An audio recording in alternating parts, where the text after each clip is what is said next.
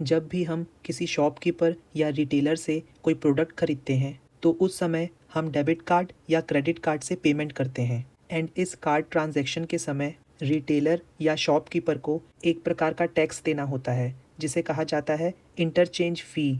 इसी इंटरचेंज फ़ी को स्वाइप फ़ी के नाम से भी जाना जाता है, जिसे कार्ड स्वाइप करते समय काटा जाता है। National payments corporation of India ने ये नोटिफाई किया है कि जितने भी मर्चेंट्स हैं जो यूपीआई ट्रांजैक्शंस का इस्तेमाल करके प्रोडक्ट्स का लेन देन करते हैं, उन्हें हर एक यूपीआई ट्रांजैक्शन पे 1.1% इंटरचेंज फ़ी देना होगा। इसका मतलब हुआ जब रिटेलर्स या मर्चेंट्स किसी प्रोडक्ट को कस्टमर्स को बेचेंगे तब ट्रांजैक्शन के समय उनको 1.1% इंटरचेंज फ़ी पटाना होगा एंड ये इंटरचेंज फ़ी तभी पटाना होगा जब ट्रांजैक्शन 2000 के ऊपर होगा। अगर 2000 के नीचे के किसी प्रोडक्ट में खरीदी बिक्री हो रहा है तो ये इंटरचेंज फ़ी नहीं पटाना होगा। इसमें कस्टमर्स को किसी भी प्रकार का चार्ज नहीं देना होगा। ये सिर्फ रिटेलर्स एंड मर्चेंट्स पे लागू होगा। प्रीपेड पेमेंट इंस्ट्रूमेंट, इसका मतलब क्या है? जब हम किसी भी प्रकार के गुड्स एंड सर्विसेज को खरीदते हैं उन पे लिखे दाम के मुताबिक तब हम पेमेंट या तो कैश या तो डेबिट कार्ड या फिर क्रेडिट कार्ड से करते हैं एंड इस प्रोसेस को ही कहा जाता है प्रीपेड पेमेंट इंस्ट्रूमेंट।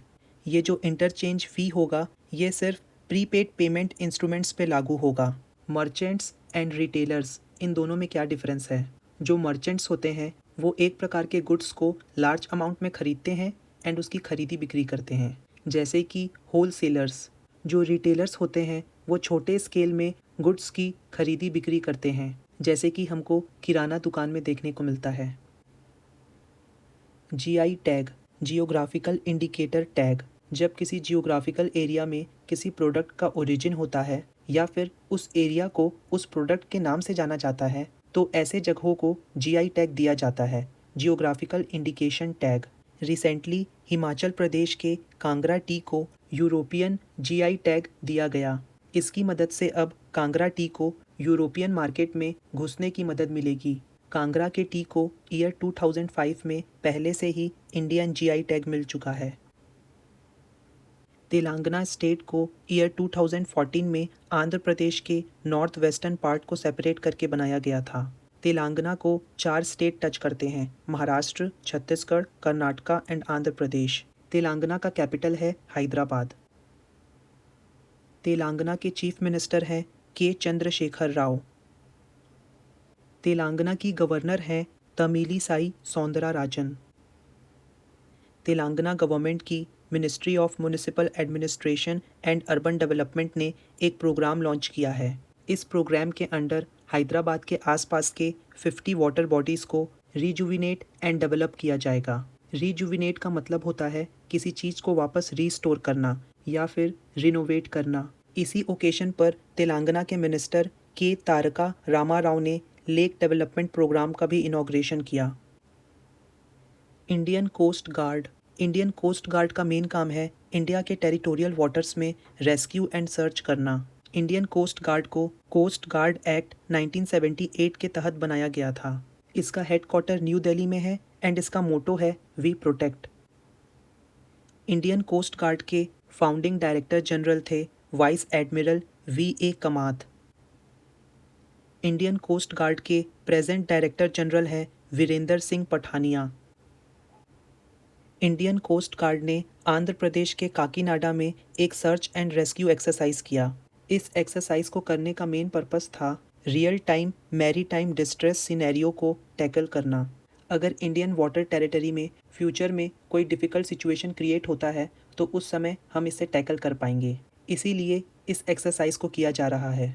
सार का फुल फॉर्म होता है search and rescue. Bharat electronics limited. Bharat electronics limited एक aerospace and defence electronics company है। एरोस्पेस का मतलब होता है वो इंडस्ट्री जो एयरक्राफ्ट, व्हीकल एंड इक्विपमेंट्स बनाती है जिन्हें अंतरिक्ष में भेजा जाता है। इस कंपनी का काम है ऐसे एडवांस्ड इलेक्ट्रॉनिक प्रोडक्ट्स बनाना जिनका इस्तेमाल हम ग्राउंड एंड एरोस्पेस में कर सकें। भारत इलेक्ट्रॉनिक्स लिमिटेड को नवरत्न का स्टेटस मिला हुआ है। इसे 1954 में बनाया गया था एंड इसका हेडक्वार्टर बेंगलुरु में है। भारत इलेक्ट्रॉनिक्स लिमिटेड के चेयरमैन एंड एमडी हैं भानु प्रकाश श्रीवास्तव। इंडिया के डिफेंस को बढ़ाने के लिए डिफेंस मिनिस्ट्री ने 3 कॉन्ट्रैक्ट साइन किए हैं। इन 3 कॉन्ट्रैक्ट्स को Bharat electronics limited and NSIL new space India limited के साथ साइन किया गया है। इस एग्रीमेंट के तहत Bharat electronics limited Indian army को एक automated air defence control and reporting system provide करेगा एंड इस सिस्टम को प्रोजेक्ट आकाश तीर के अंडर बनाया जाएगा।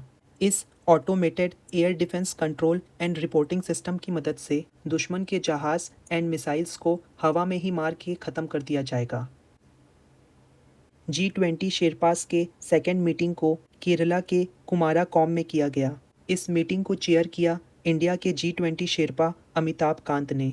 शेरपा एक सिविल सर्वेंट एंड डिप्लोमेट को कहा जाता है। शेरपा का काम होता है किसी भी समिट या कॉन्फ्रेंस के पहले जितने भी प्रिपरेटरी वर्क्स हैं उनको करना। इस मीटिंग में G20 कंट्रीज़ के इकोनॉमिक एंड डेवलपमेंट प्रायोरिटीज़ को डिस्कस किया गया। Roads and intelligent transport systems पे की गई इंडिया एंड रशिया की पहली वर्किंग ग्रुप की मीटिंग न्यू दिल्ली में की गई। इस मीटिंग में mainly roads and intelligent transport systems के बारे में बात किया गया। साथ ही साथ road transportation and green mobility sector के बारे में भी बात की गई। ग्रीन मोबिलिटी सेक्टर का मतलब होता है air pollution and green house gases के एमिशन से जो एनवायरनमेंट पे इम्पैक्ट पड़ता है उसे रिड्यूस करने के लिए काम करना। इसे ही कहा जाता है ग्रीन मोबिलिटी सेक्टर। ट्रांसपोर्टेशन को कम्युनिकेशन एंड टेक्नोलॉजीज़ की मदद से सेफ, एफिशिएंट एंड मोबाइल बनाना, इसे ही कहा जाता है ITS, इंटेलिजेंट ट्रांसपोर्ट सिस्टम। दुनिया की पहली 7.2 मीटर्स की हाइट वाली ट्रेन को दिल्ली से जयपुर तक चलाया गया। ये एक वंदे भारत एक्सप्रेस ट्रेन थी जिसे मॉडिफाई किया गया था एंड इसे दिल्ली से जयपुर वाले रूट में चलाया जाएगा। ये है अमोघा 3। ये एक man portable anti tank guided missile है जिसे भारत डायनेमिक्स लिमिटेड ने सक्सेसफुली टेस्ट कर लिया है। एंटी टैंक गाइडेड मिसाइल्स को टैंक के ऊपर अटैक करने के लिए यूज़ किया जाता है एंड ये मैन पोर्टेबल भी है। इसे हाथ में पकड़कर लॉन्च किया जा सकता है। इसका नाम आप याद रखना, अमोघा 3। इंडिया के chief economic adviser V Anantha Nageswaran ने अनाउंस किया है कि आने वाले डिकेड में इंडिया की इकोनॉमी 6.5% रेट से ग्रो करेगी, जबकि RBI ने फाइनेंशियल ईयर 2024 के लिए इंडिया का इकोनॉमिक ग्रोथ 6.4% प्रोजेक्ट किया है। एक डिकेड में 10 साल होते हैं। ये हैं इंडिया के chief economic adviser V Anantha Nageswaran. Chief economic adviser का काम होता है गवर्नमेंट को इकोनॉमिक मैटर्स में एडवाइस करना एंड साथ ही साथ इकोनॉमिक सर्वे ऑफ इंडिया की रिपोर्ट को तैयार करना एंड उसे यूनियन बजट के पेश होने के पहले पार्लियामेंट में सबमिट करना।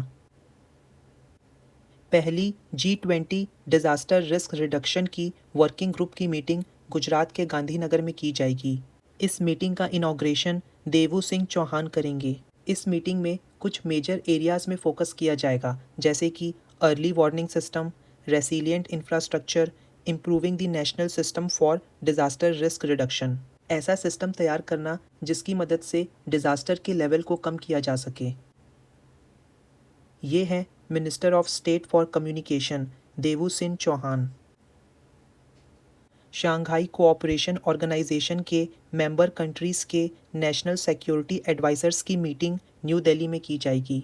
इस साल 2023 में शंघाई कोऑपरेशन ऑर्गेनाइजेशन को इंडिया चेयर कर रही है। इस मीटिंग में टेररिज्म जैसे एक्टिविटीज़ की तीव्र निंदा की गई है एंड ये भी माना गया है कि टेररिज्म जैसे एक्टिविटीज़ को फाइनेंस करना एक ग्लोबल थ्रेट है। लोकसभा ने कंपटीशन अमेंडमेंट बिल 2022 को पास कर दिया है एंड इसे स्ट्रिक्टली फॉलो करने के लिए कहा गया है एंड इस बिल के माध्यम से एंटी ट्रस्ट रेगुलेटर्स को पावर मिलती है कि वो पेनाल्टी लगा सकते हैं ऐसे फर्म्स पे जो अपने ग्लोबल टर्नओवर में गड़बड़ी शो करते हैं। देखो, जब कंपनीज आपस में काम करते हैं एंड मार्केट के प्राइसेस को गलत तरीके से कंट्रोल करके मोनोपोली लाने की कोशिश करते हैं तो इसे रोकने के लिए एंटी ट्रस्ट रेगुलेशन या एंटी ट्रस्ट रेगुलेटर्स को लाया जाता है, जिसकी मदद से ऐसे लॉ बनाए जाते हैं जिससे कि ओपन मार्केट में फेयर कंपटीशन हो एंड कंज्यूमर्स को भी फ़ायदा हो एंड इस बिल की मदद से उन पे भी पेनाल्टीज़ लगाई जाएंगी जो कोलैबोरेट करके कार्टेलाइजेशन करते हैं। देखो, जब दो ग्रुप्स आपस में एक फॉर्मल एग्रीमेंट करते हैं एंड साथ मिलकर गुड्स एंड सर्विसेज का प्रोडक्शन करते हैं एंड प्रोडक्शन करने के बाद इन गुड्स एंड सर्विसेज को मार्केट में तुरंत नहीं भेजा जाता, ये वेट करते हैं एंड सही टाइम आने पे इन गुड्स एंड सर्विसेज को मार्केट में सप्लाई किया जाता है ताकि मार्केट के प्राइस को मैनिपुलेट किया जा सके, कंट्रोल किया जा सके अपने हिसाब से, एंड इसी को कहा जाता है कार्टेलाइजेशन। एंड इस बिल के माध्यम से हम इस कार्टेलाइजेशन जैसी एक्टिविटीज़ पे पेनाल्टी लगा सकेंगे। आसाम की एक एनजीओ को चिल्ड्रंस चैंपियन अवार्ड दिया गया।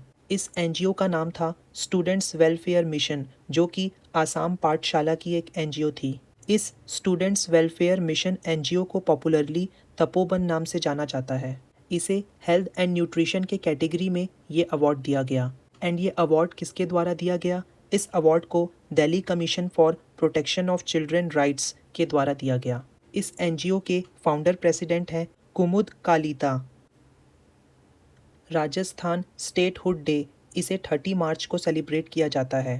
30 मार्च 1949 को 4 स्टेट्स को मिलाकर एक यूनाइटेड स्टेट ऑफ राजस्थान बनाया गया था, जिसे ग्रेटर राजस्थान भी बोला गया। ये 4 स्टेट्स जिनको मिला के ग्रेटर राजस्थान बना था, ये 4 स्टेट्स थे जोधपुर, जयपुर, बीकानेर एंड जैसलमेर। राजस्थान इंडिया की लार्जेस्ट स्टेट है।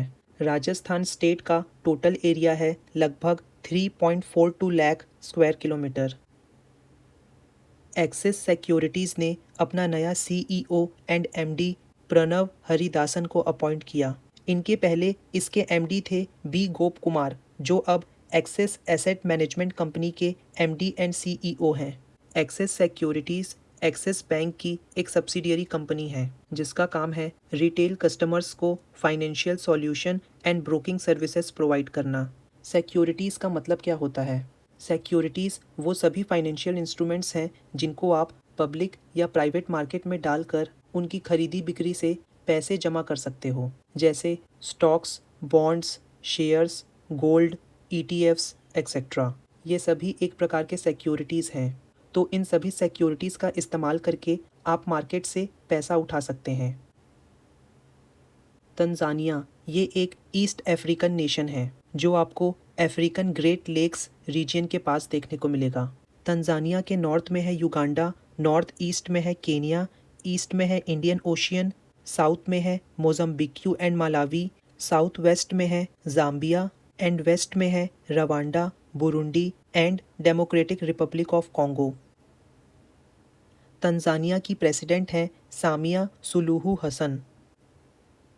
तंजानिया के प्राइम मिनिस्टर हैं कासिम माजालीवा। तंजानिया में एक डेडली वायरस डिजीज़ का आउटब्रेक हुआ है एंड इस वायरस डिजीज़ का नाम है मारबर्ग वायरस डिजीज़। इसे पहले हेमोरेजिक फीवर के नाम से जाना जाता था।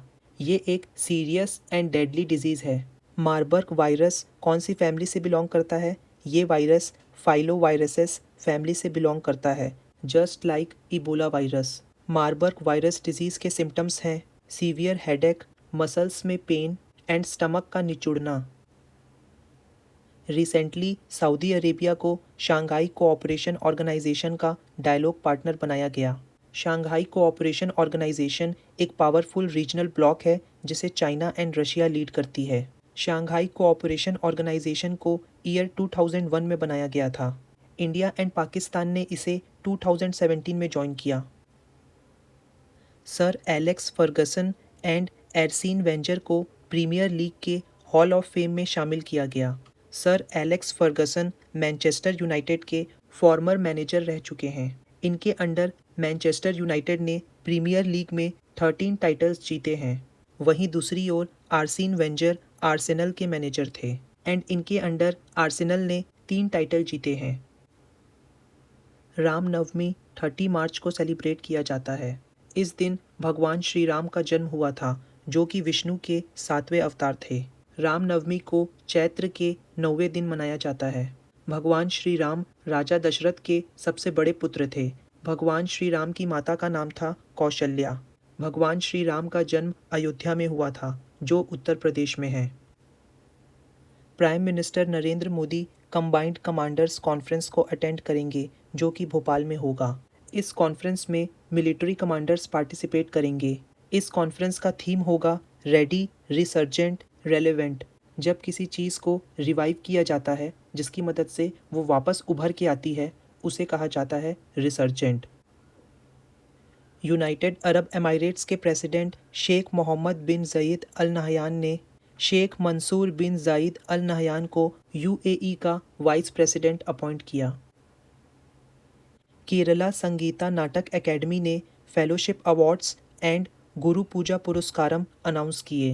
केरला संगीता नाटका एकेडमी फेलोशिप के लिए 3 लोगों को चुना गया। इनमें से पहले हैं थिएटर पर्सन गोपीनाथ कोझिकोडे, दूसरे हैं music director PS Vidyadharan and तीसरे हैं चेंदा या फिर एडक्का आर्टिस्ट कलामंडलम उन्नी कृष्णन। चेंदा एक प्रकार का ड्रम होता है जिसे स्टिक्स की मदद से बजाया जाता है।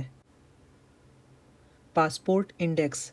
पासपोर्ट इंडेक्स ये बताता है कि किसी कंट्री का पासपोर्ट कितना पावरफुल एंड सिग्निफिकेंट है। जिस कंट्री का पासपोर्ट स्ट्रांग होता है उसे दूसरे कंट्री में बिना वीज़ा के ही एंट्री मिल जाती है, एंड जिन कंट्रीज़ का पासपोर्ट वीक है उन्हें दूसरे कंट्रीज़ में वीज़ा के बिना एंट्री नहीं मिलती। पासपोर्ट इंडेक्स को सबसे पहले 2014 में आर्टॉन कैपिटल द्वारा लाया गया था। पासपोर्ट इंडेक्स का काम है वर्ल्ड के सभी कंट्रीज़ के पासपोर्ट को रैंकिंग देना। पासपोर्ट इंडेक्स को आर्टॉन कैपिटल द्वारा रिलीज़ किया जाता है। आर्टॉन कैपिटल एक फाइनेंशियल एडवाइजरी सर्विसेज फर्म है। पासपोर्ट इंडेक्स में इस साल इंडिया की रैंकिंग है 144th। इस साल इंडिया की रैंकिंग और नीचे गिर गई। पिछले साल इंडिया की रैंकिंग थी 138 एंड इस साल है 144। इस पासपोर्ट इंडेक्स में टॉप किया है यूएई ने, यूनाइटेड अरब एमिरेट्स ने। सेकंड पोजीशन पे है स्वीडन, थर्ड पे है जर्मनी एंड फोर्थ पे है फिनलैंड। इस लेक्चर की PDF आप इस टेलीग्राम चैनल से डाउनलोड कर सकते हैं।